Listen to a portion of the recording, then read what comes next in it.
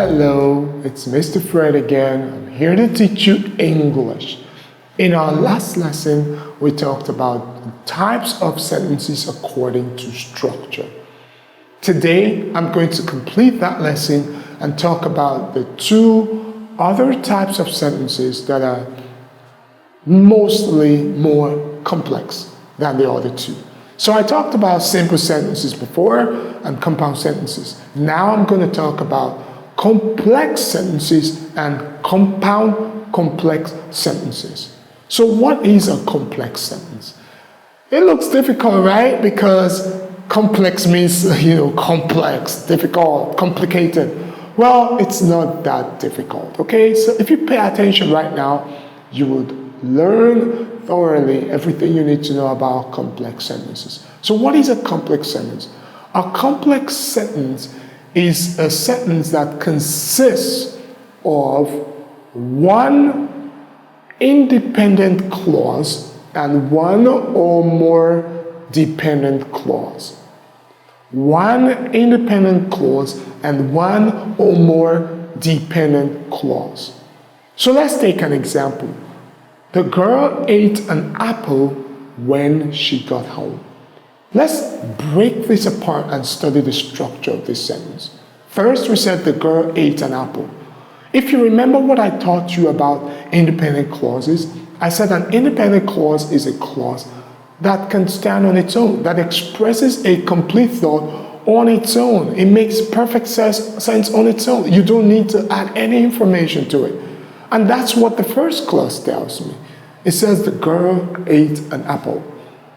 So you can see that when I add the second part, when she got home, you see, it gives me a bigger picture.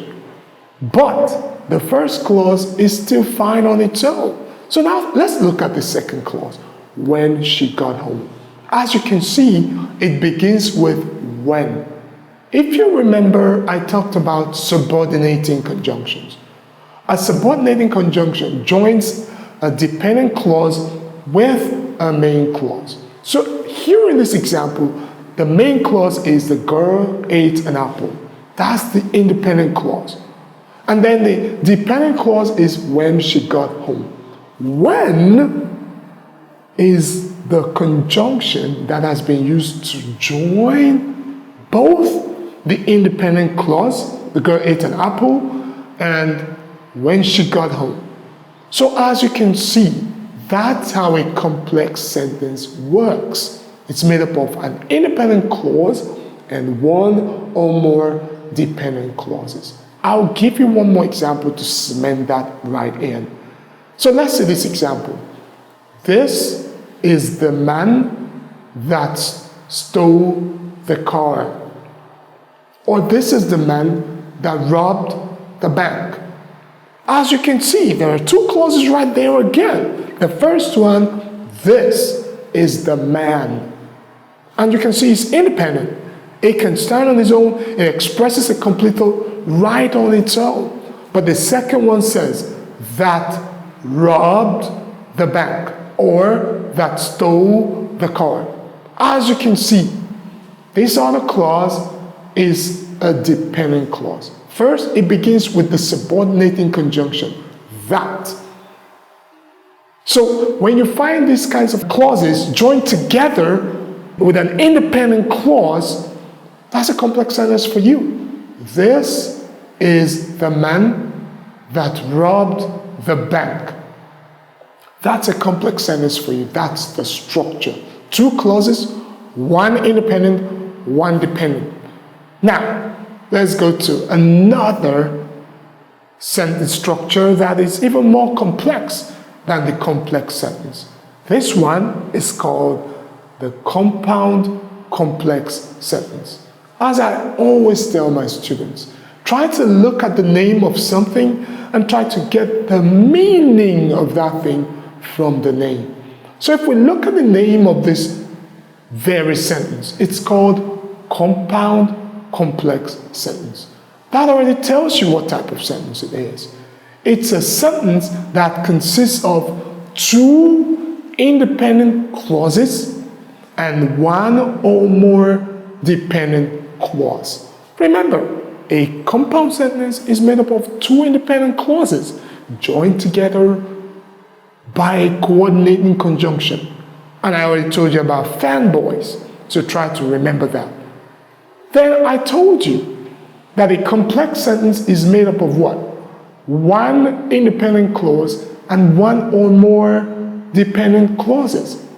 So let's see an example that we just meant that right in. So let's see this. As it happens, you are right and I am wrong. Please look at my screen and get that in.